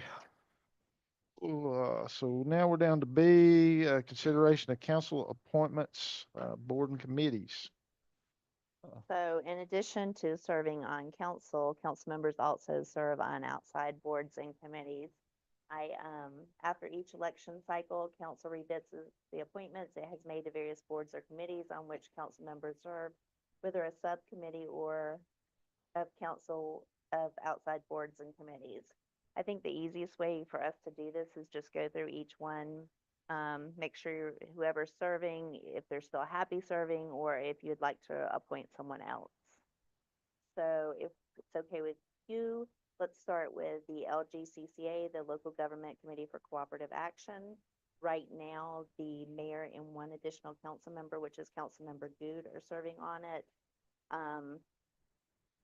Are you happy with that? Do you want to change that? I would love to stay on that one if possible. The way we host it and all and have to run the meetings, once every 2 years anyway, or whatever. I'd like to stay on there. I'm good with staying on there. Can someone make me a motion to appoint Mayor Gantz and Councilmember Good to the LGCCA? Motion. Okay. And I need a second. You, Brian, second. Any discussion on those two? Okay, all in favor? Aye. Any opposed? Hearing none. The next committee is Land of Sky Regional Council. We have a council member and an alternate that serve on that. Currently, it was Councilmember Young and our town manager. Can someone make me a motion to appoint someone to Land of Sky? And I would like to take this moment. We really need to be represented in this. If someone would step up the plate and be there. We've not had good representation there according to Mr. Nesbitt, so I'd really like to see that fulfilled if possible. Somebody, Jeff Moore, he done left us. We got one for Mr. Moore. I need a second. I'll second. Sandra second. Any more discussion? All in favor? Aye. Aye. Any opposed? Hearing none. The ayes have it. The next committee is the French Broad Metropolitan Planning Organization. We have a council member who also serves on TAC. Right now, Mayor Gantz is serving on that. So, and once again, I can't get my lip button. I would love to give that position to Mr. Moore. He's got a lot of background in it. He possibly could have a little more free time at 1 o'clock on some Thursdays than I do. But if anybody on council is opposed to that, he's just got a lot more background in it, and he won't be near as bored as I am sitting there. All due respect. I think there's a compliment in there somewhere. There is. You're the man. Thank you very much. Anybody, I'll make the motion to put him in there. I need a second. Thank you. Any more discussion on it? All in favor? Uh, Aye. Any opposed? Hearing none. Ayes have it. The next committee is Henderson County Transportation Advisory Committee, TAC. Currently serving as a council member and a staff member as alternate. Our planning director is the alternate and currently serving as Mayor Gantz. So we've got, but on this one, I'd love to serve on this one. Oh.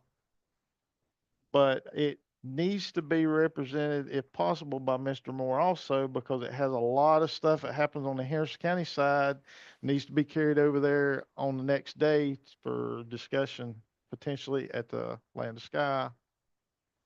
If I can tag along, I'm glad to go with you. Well, Mr. Malachek is the alternate now. So I would want to ask him, do you want to still be the alternate, even if he tags along, or would you like to free up a little time and let him be the alternate? Council's pleasure. Well, I'm just asking because I'd oblige you doing it. Asking your pleasure here. Yeah. Either way, I see those items on the technical coordinating committee for them. Okay, yeah, so you've already it's seen really it. council's If I may, Mr. Mayor, I just want to confirm with the clerk here that we have specifically said that this is a staff member alternate. Is that because there is a requirement on the TAC to have a staff member as an alternate, or is just by practice? Understood. All right. Thank you. Okay. So would somebody oblige making a motion? Make a motion to appoint Mayor Pro Tem to the Yep. Okay. All right. So with that being said, I got a first, I need a second. I'll second. Sandra second. Any more discussion? All in favor? Aye. Any opposed? Hearing none. That one will pass as well.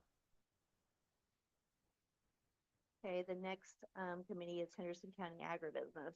Let me just say, I learn something new every day on this job. I talked to Councilmember Cantrell today about this because I didn't have a really understanding, and he's going to help me explain to you about who serves on this board. They don't recognize anybody on the board. It would be a non-voting member. In the past, I served on the board, but I represent my company, not the town. So I don't really know that we need to appoint me or anybody to this. Okay. We can, but it does nothing for their board. It's a non-voting seat. Correct. If you don't mind me asking, is you as a business owner in this, are you a voting member or just a board member? How many voting, do they have business that they vote on? Yes, but there's multiple from Mills River that Are voting members? are voting members. Okay. So where are y'all at on this now that we've heard this information? Do we feel we need a supporting chairholder, a placeholder out there, listening, or do you typically go any?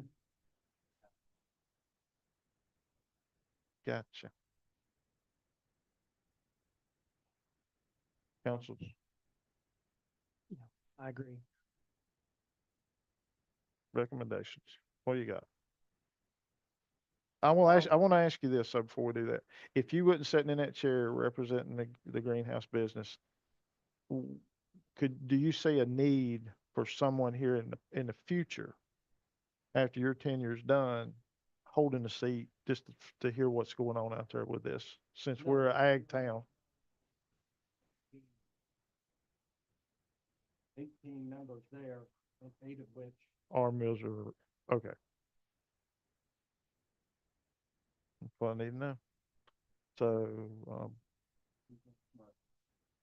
So what you're suggesting is possibly just us dropping this off of the radar for now? Yeah. Okay, got a new, Mark Williams is over there, Mhm. Brad Alston, and he said he was gonna send me their bylaws. I didn't get them yet, but, okay. I would like to just be a drop for now, if everybody wants to take that different. Okay. All right, I need a motion that way then. I'll make a motion that we drop that from our list for now, ending, review of the bylaws. Okay. That's got a first, need a second. James second. Any discussion on it? Nope. All in favor? Aye. Any opposed? Hearing none. That one passes well. Okay, the next committee is, Hendersonville Water Sewer Advisory Committee. We have a council member and an alternate serving on that. Councilmember Good serves on that, as does our town manager. And I see I skipped that on the motion sheet, so y'all are on your own. We'll figure it out. You liking it? Staying on You it. liking it? Okay. All right, entertain a motion to keep that one as is, if that's y'all's desire. I'll make the motion. Okay. Second. All right. We got a first, I got a second. Any more discussion? All in favor? Aye. Aye. Yeah. Any opposed? Hearing none. That Okay. one is, The well, next will pass. Committee is Silver Ridge Advisory Committee. We have a council member and the town manager serving. Currently serving is Councilmember Good. Got a question on that one. Are they still meeting? Are y'all still meeting? Well, they did have one meeting and the fire department came and the sheriff's department came and discussed how things were going, and it's a really good organization and they're doing really well. They don't have any problems, and But have they only met the one time in the 3 years you've been on? Cause you've Mhm. been on this the whole time, mhm. just one time.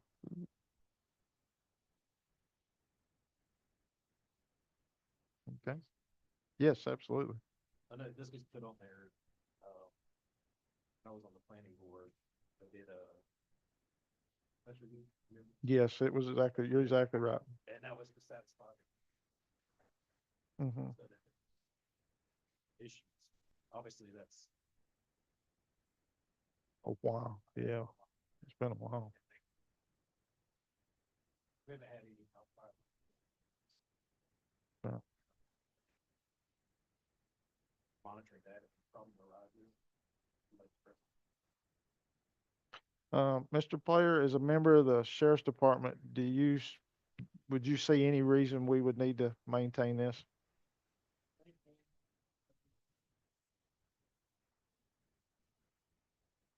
Okay. Okay. Okay. So council's discretion, we keep this in play or drop it as well? Sandra, you've been on there. Any thoughts on it? I think if they have any problems, It'll get No. rectified. Okay. So by motion, can we potentially drop this one? Someone make that? That's part of the discussion. I'd have to look at that. I wasn't here when that was approved. Exactly. If I may, Yes. Mr. Mayor, I would just say that I am also listed Mhm. as a serving member on there. So if council so chooses to keep that vacant as a council member chair vacant, then I can continue serving and monitoring in case any situations come up and then bring it to council's attention. Suits me. mhm. All right, we need that, you need that by motion, correct? Patty? Correct.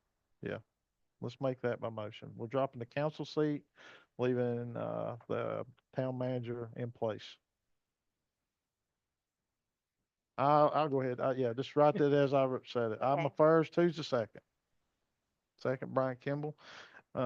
Any more discussion on it? What we're gonna do it? Okay, all in favor? Aye. Aye. Any opposed? Hearing none. That one passes well. The next committee is Mills River Partnership Board.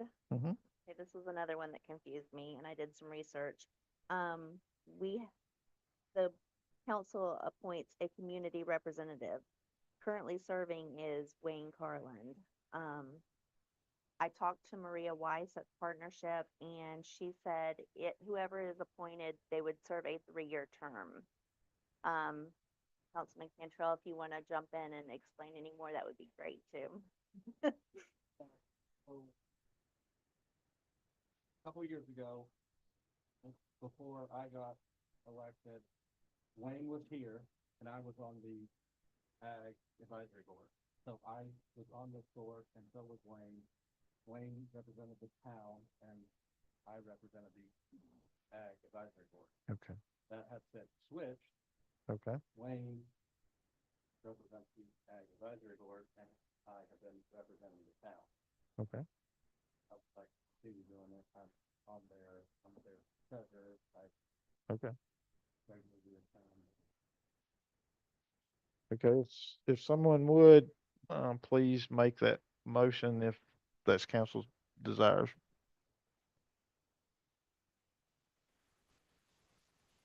So I'll make a motion to appoint, James, Councilman Collins, to the Mills River Partnership. Is that, No. no, we need to Councilman- flip them. Now represent.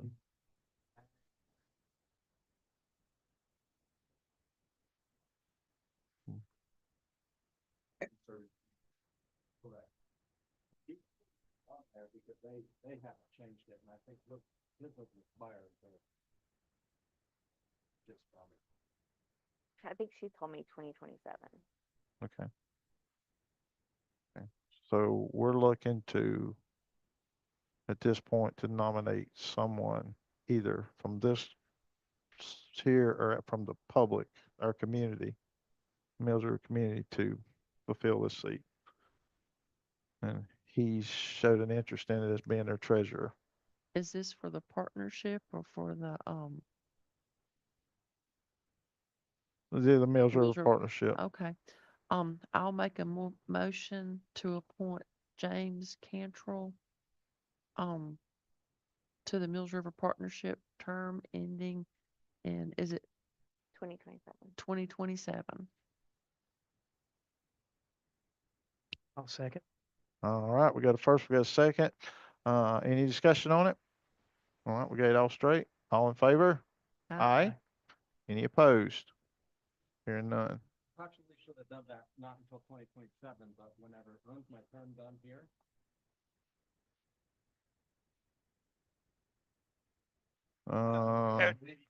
Fusion going forward. It's gonna be a small window though, December to March. And If I- it can be, we'll be doing these again the next, election term. If I may, Mr. Mayor, yes, I believe that is appropriate. It can be through 2027, but at that next council, this question will come back up before council again, and that I believe that they would be able to appoint, and I'll just look over it. And I would concur, since the appointment is to the other board, their term is through 2027. So for now, we have to go through 2020. It would be cleaner for it to go through 2027. Okay. Okay.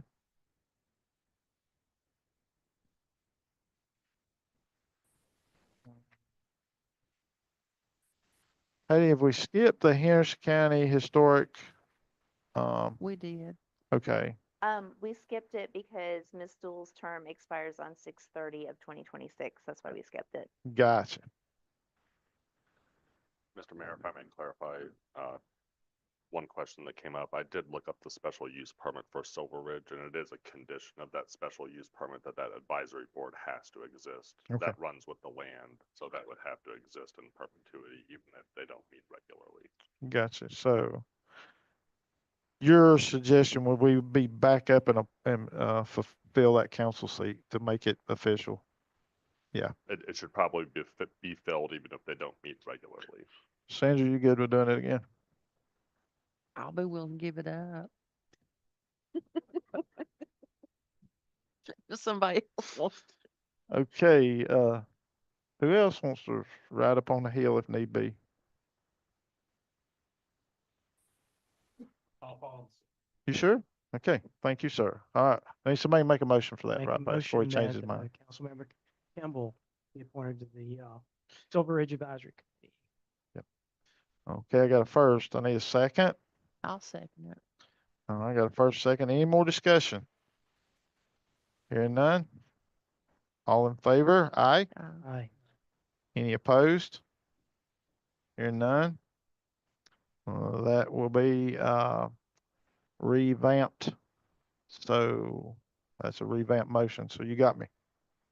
So the next committee is the Mills River Town Council Finance Subcommittee, which basically is my check signers. We have 2 council members and the finance director serve. So I think, we've got, new signers possibly coming in play here, right? Yes, because Councilman Young was a signer. And Sandra, you're gonna be a check signer, right? I'll be interested. Mr. Kimball, you're gonna be a check signer, right? Okay. You good with that, Mr. Moore? I'm good with that. Mr. Cantrell, you good with that? All right, someone, one of you make a motion to that effect. Seconded. All right, I got a first, second, all in favor? Aye. Aye. Any opposed? Hearing none, that Okay. one passes well. The next committee is Henderson County Partnership for Economic Development. The mayor currently serves. I'm gonna be honest with you, I have trouble getting to their meetings, so if anybody thinks that they might be more fulfilling of that, let me know. It's, they hit about anywhere from 3:30 to 5 o'clock start time, and that's tough. So, for the most part, I mean, it's really not meetings, it's more like get-togethers. They might have one at 9:30, 10 o'clock. They might have one at lunch and serve lunch. They might have one at 3. So it's just tough on me. If anybody thinks they could give it a better bang for the buck, but I'm just putting it out there. If not, I will still be it, and I'll still get the emails, and I'll still miss them a lot of times. But if anybody thinks they can fulfill it, you're welcome to it. Anybody? Going once, going twice? Anybody? Anybody? It's a good social get together. You'll meet a lot of people. You'll have all kind of friends. The next year, you'll have 100 more friends. So that's, They're already my friends. I'll second it. Okay. All right, I'll do it. I'll do it. Okay. All right. I got a first, I got a second. No more discussion. All in favor? Aye. As I say too. And any no's? Me. So it's, they get carries. is it something if you can't make it and I can? Yeah, sure. I mean, you can go, yeah, you can Well, drive up. Wait a minute. Maybe that was a tactical blunder there. If she can't drive, you can drive us. Okay, all right. Here we go. All right. Now we're getting down to the good stuff. The So next one is Strategic Planning Committee, and our town manager is going to speak about that. Yes, Mr. Mayor and Council. So this is a new committee, as you all are aware, that we are kicking off the town's first strategic planning effort in its history. And as a part of that, there is a strategic planning committee.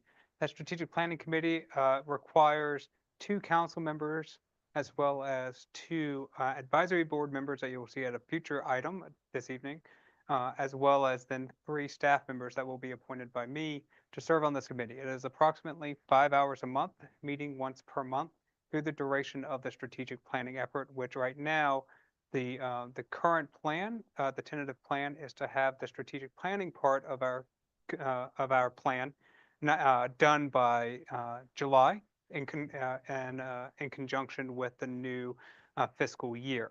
And so this committee is essentially there to help with reviewing drafts, final documentation, et cetera, that comes forth before going to the full board for consideration at different times.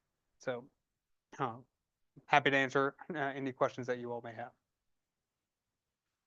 looking for volunteers. Anybody? Oh, we got one. There's I'd one. be interested. We got another one. 5 hours. 5 All hours. Good deal. All right. Mr. Moore, time in there. I make a motion that Councilmember Good and Campbell be appointed to the Strategic Planning Committee. Okay. All right. I got a first. How about a second? Second. James, second. All in favor? Aye. Aye. Any opposed? Hearing none, that one passes as well. You will have a calendar to figure out where we're at when they can't be at your 5-hour strategic planning, right? Because we're booking ourselves up here regularly. Okay, what else you got, Patty? Okay. All right. Everybody knows where you're gonna be and when you're supposed to be there. You'll get an email. Okay, planning board vacancy, back to C on our regular agenda. Okay, with Council Member Moore's election to Town Council, we now have a vacancy on the planning board. You have 6 active applications on file and they were emailed out to you. Okay, I know we've all looked them over, I'm sure by now. Oh, We're all good people. Yeah. Yeah. Choice. discussion, nominations, motions.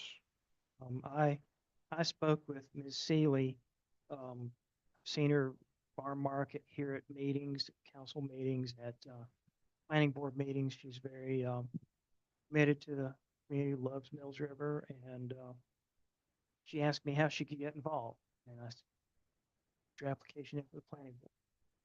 So I'm proud to see that she responded to that. I would nominate her and, be glad to, for discussion. That would be my nomination. Okay, I've got a, motion to nominate Miss Seeley. A second? I'll say. You a second? Mhm. Okay, any discussion? Everybody gonna be good, Miss Seeley? Again, it's a tough choice, Yeah. very qualified Mm-hmm. people, and, I hope they keep their applications in as time moves forward. I agree with that 100%. Not that I want anyone to leave the planning board, but we got a great planning board. Yes. Okay, no Can more I- dis- Can I ask whoever makes the motion, Mr. Moore's term was supposed to end April 23rd of 2025. To keep me from having to bring this back to you in a month or two, would it be possible, would you consider making the term, ending April 23rd, 2027? So it's basically 2 years and a couple months. It's your motion, Mr. Moore, how you please. I make a motion that we appoint Ms. Jeannie Seeley to the planning board, the term ending April 2027. Okay. You still good with that, Mr. Kimball? Did you second it? Didn't you? Oh, I'm sorry. Mhm. You good? All right. Any more discussion with that term? Change? Hearing none? All in favor? Aye. Any opposed? Hearing none? That passes as well. Okay. Consideration of setting public hearing for R 2404. So we received a rezoning application in October for 315 Banner Farm Road. Application was from Patrick Pierce, the owner's agent for Selwyn Property Group. They also own the adjacent parcel and are planning to develop a light industrial building facility on there. The property at the corner is about 2 acres, has a single family home on it. And they have a agreement with the current property owner to pursue this rezoning. Planning board recommended approval unanimously at their November meeting, and so the next step is to set a public hearing date so we can move forward with public notice. So we're proposing a date of January 23rd, 25 for the rezoning R 2404 public hearing. Discussion and questions. What you got? I'm sure you're really up to speed on it. And that's a question as a planning board member, is I've already voted on this. Do I need to just hold my peace, or is that kind of sticky there, or?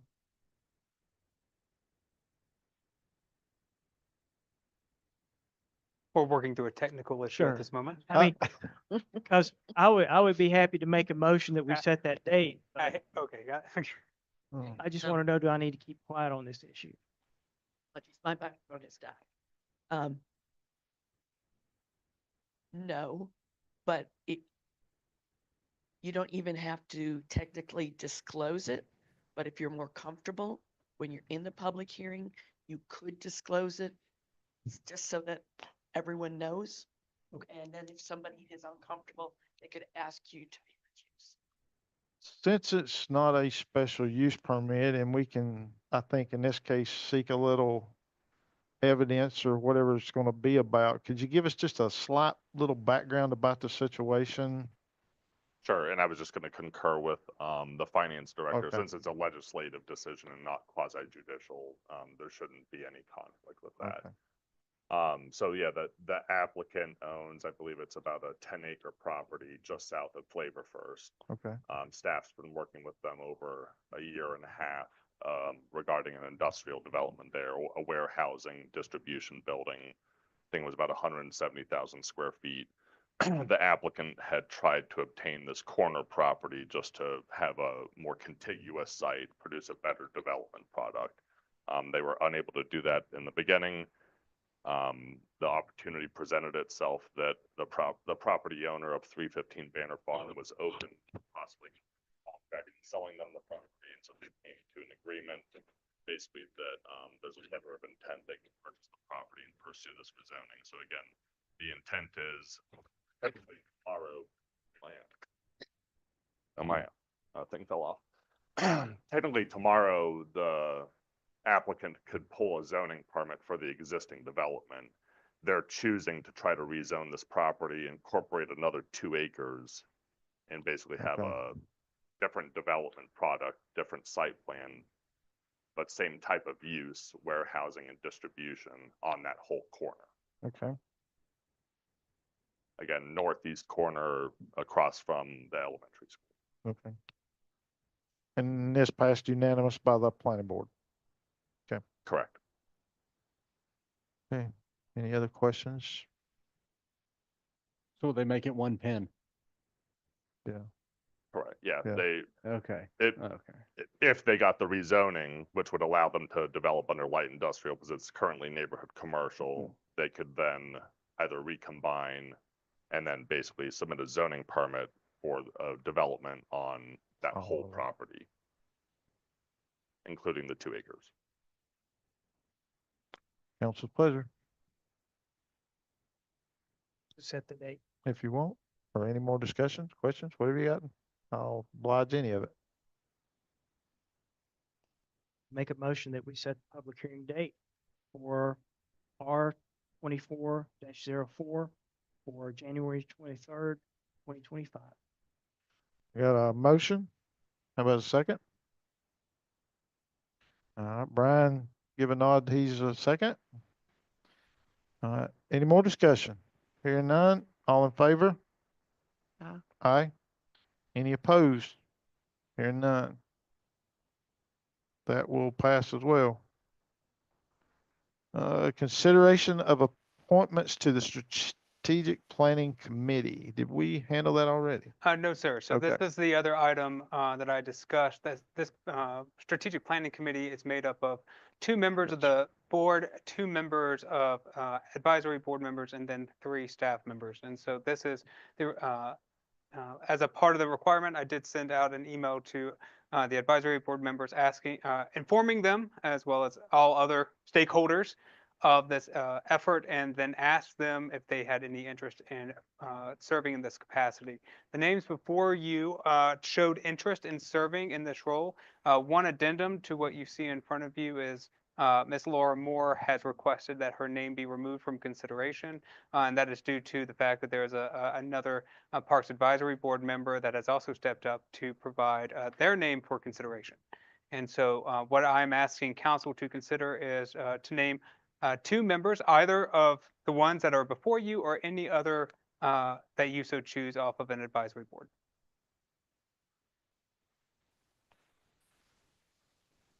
Discussions? Thoughts? I think Jim Sawyer might be good on that board, and he waited long enough to get on the parks, and Mhm. let's get him more involved. Okay, so you got his name thrown out there. Do we have a second for Jim Sawyer? Second, Jim Sawyer. So by motion, we've got one. We're gonna do them one at a time, or are you gonna get them together and collectively do them? That is to council's pleasure. At the moment, the current motion is only for one, so you may choose to vote, or Oh, you may amend one. the motion, or the Alright, person who put I the motion got you. forward. So we got a first and a second for Jim Sawyer. Any more discussion? Hearing none? All in favor of Jim Sawyer? Aye. Aye. All right, but a second. I mean, any opposed to that? I'm running together. Any opposed to him? Nope. All right, that passes. Mr. Sawyer will be the strategic planning committee member. All right. So now we're down to other business. No. Sorry, sir. If I may, we do need two members Oh, appointed Oh. outside. So again, there are two more names before you if the Okay. council so chooses, or again, another advisory board member of your choice. Did the names have to come from the planning board? no, because They Mr. did- Sawyer is on, He's on the Parks Committee. yeah. Mhm.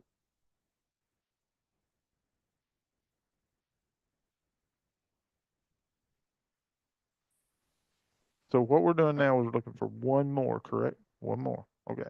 I was confused, sorry. Who shall it be? Both great candidates. No, that's the hard thing. We're here tonight. We do. Is that the same guy as Elf on the Shelf? Okay. I was hoping. Okay. I got one for Brian Ross. I'll second. We got a second. All right. Any more discussion on that? Nope. All in favor of Mr. Ross? Aye. Any opposed? And we hear none. Okay. Thank you, council. You're welcome. Now we're moving on to other business now? Okay, other business.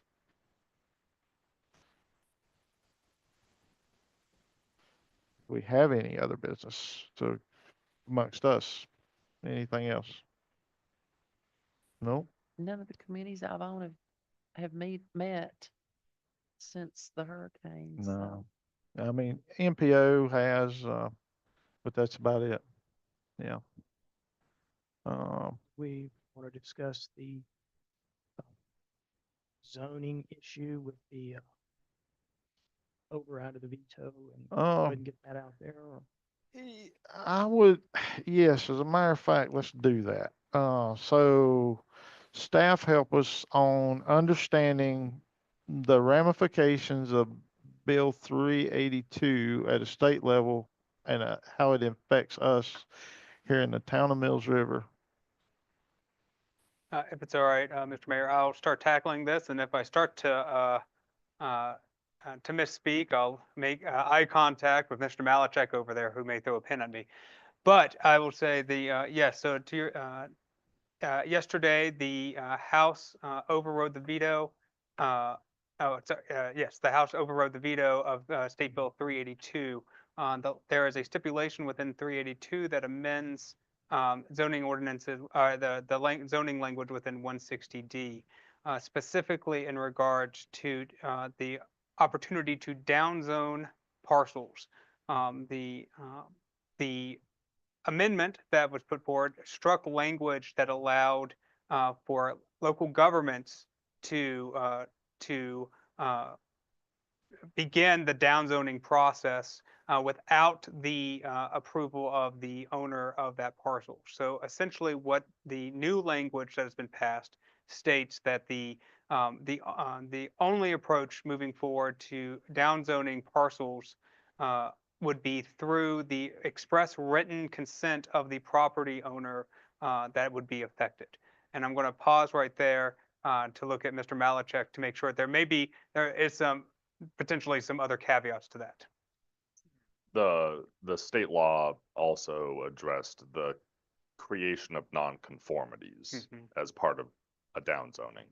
So creation of nonconformities can also happen just by changing zoning text in the code itself. So again, it's not just a rezoning action that may downzone a property, it's modification of the zoning code that could create non-conformities with existing uses, similar to what we have talked about with rural residential. Again, rural residential is a traditional rezoning, but even if we went into the mixed use zoning code and amended that language to make certain uses not allowed anymore, that would also be prohibited per this session law. Okay. So I think one of you should give us the definition of downzoning. So it was confusing to me until I got an understanding of it. It's reducing the development density of parcels or the allowable uses. Allowable uses and density. And again, with mixed use, that's difficult because mixed use being what I always say, wide open zoning district with very few prohibited uses. Technically, any further restriction of uses could be considered creating nonconformities or downzoning. So what we've got in play now is in play. We just can't do anything lesser than that or bigger, like make the lot sizes bigger would be considered down. Correct. Not making the lot sizes smaller, but making the lot sizes bigger is creating downzoning. That's correct. Okay. If some of the uses that are allowed by right were to be changed to need a special use permit, is that considered downzoning? They're still allowed. There would just be more oversight in how those are put in place. We have a meeting coming up with the town attorney to kind of delve into this more, so that's something I'd want to confirm with her. Okay.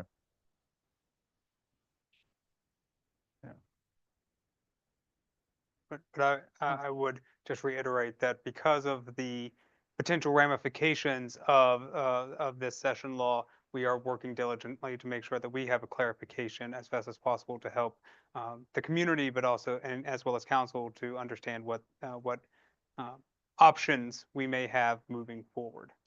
So on our architectural standards, could you make that not, could you make those wild? So that way it's not, it would not be, yeah, if you were Dollar General, you'd be like, no, I don't want gold plated gutters. But Mills River tells me I have to. Is that a workaround to not downzone, but not let it be like the Wild West? I would say, I do understand your question.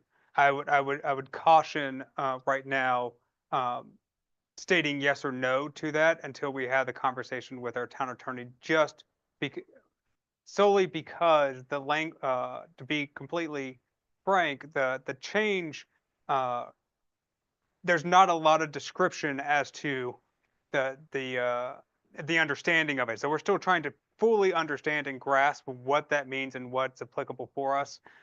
So I would just say, I would caution saying absolutely yes or no. With that being said, Mr. Malachek, if you have anything that you would want to add to that.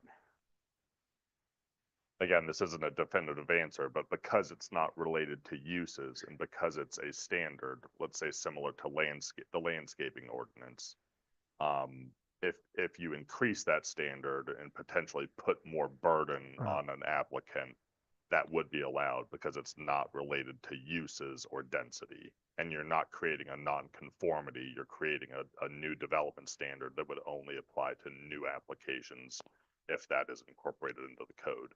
But again, with the caveat that we really need to confirm that with the town attorney.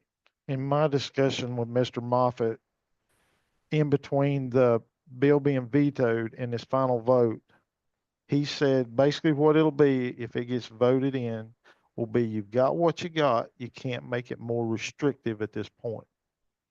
Does that sound? So you couldn't have, You couldn't add to the landscape architectural design. You've got what you got, but you can't make it more restrictive. You couldn't, that was my understanding with him.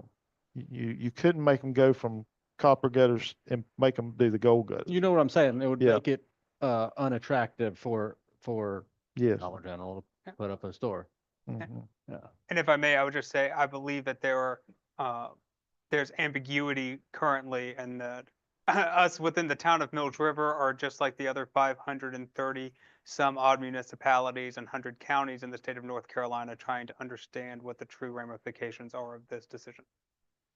He also told me that if we felt like we need to move forward, we could move forward and pass these things, but they would be setting on hold, that we couldn't act on them until this bill changed in some form or fashion. But I told him that didn't make a bit of sense to me, that almost felt to me like that we was just making decisions out here for our own benefit and business, but we couldn't put them in place. So it felt like the state was running our little town. And he said, somewhat I agree, but just know you can move forward. They're just in a hold pattern. They can't be actually brought to law in your town. But wouldn't that just be a big come and develop me sign? Well, no. Like if we wanted to downzone something, he's Mhm. saying from his perspective, we can go ahead and move forward Mm-hmm. and pass these things if so desired, but we can't act on them. We can't give him, the state won't give him the power to sign those zoning changes. But between now and then, if you're a developer, you could still, Do what we've Yep. got now. You've got what you've got now. You just can't do smaller lot size or anything Mhm. else. And again, it's really focused on land uses and density. So again, and I just want to clarify with our other standards, the lighting ordinance, landscaping, the architectural requirements, those can still be changed or edited, and you can make those more strict. It's when you change the uses to restrict them and create a nonconformity, like we talked about with rural residential and mixed use, or when you decrease the density, fewer houses per acre, that's what would be prohibited through this session law. Fewer houses per acre, not more. Fewer is what they're.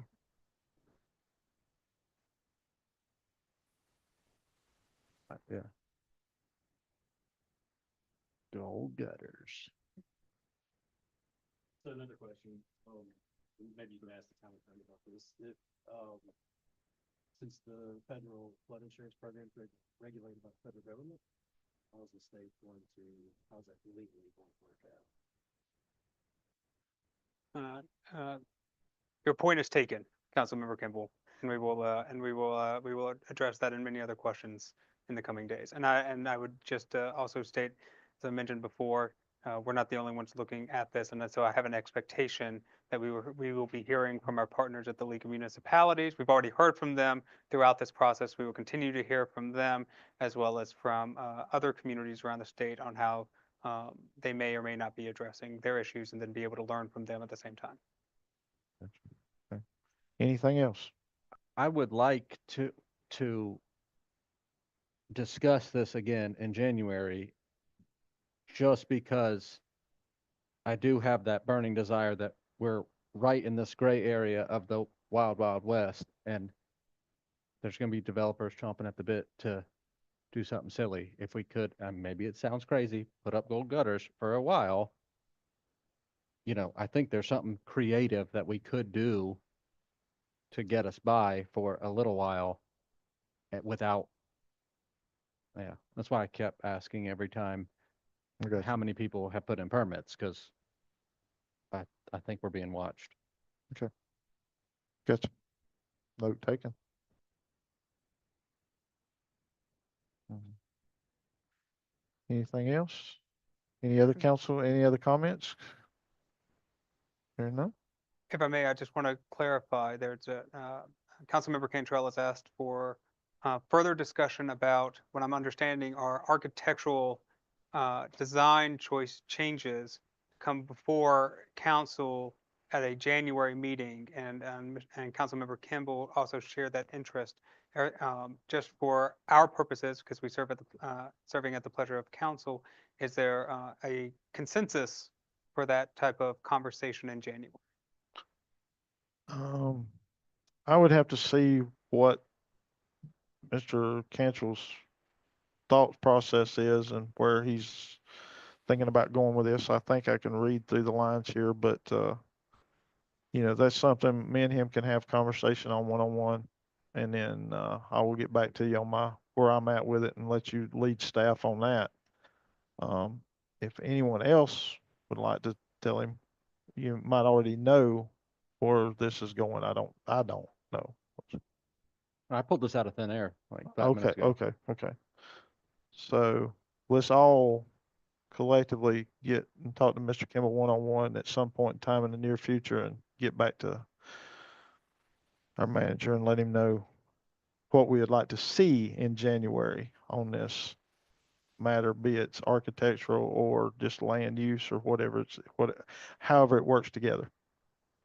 Is that fair? Mm-hmm. We get a phone call or two now. Understood. One other thing that council may wish to consider, and we have started to see it from other municipalities or local governments, are a resolution of opposition to this decision.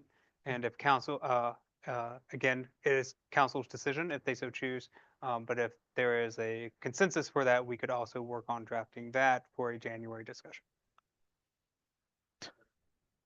Yeah. And it would be to that portion of the bill that passed. It would be that one item. We would be not. Opposed to.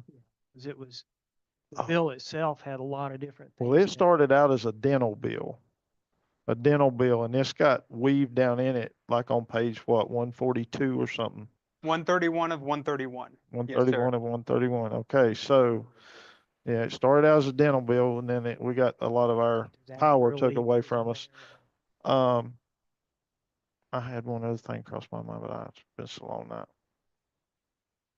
If I think of it, I'll let you know. No, can't remember. If nothing else, we will I'll entertain a motion to adjourn. All right, second, Second. Ryan and Jeff, second, all in favor? Aye. Okay. All right, everybody have a good night. Thanks for Have a putting good up. Christmas. Might not see you before January.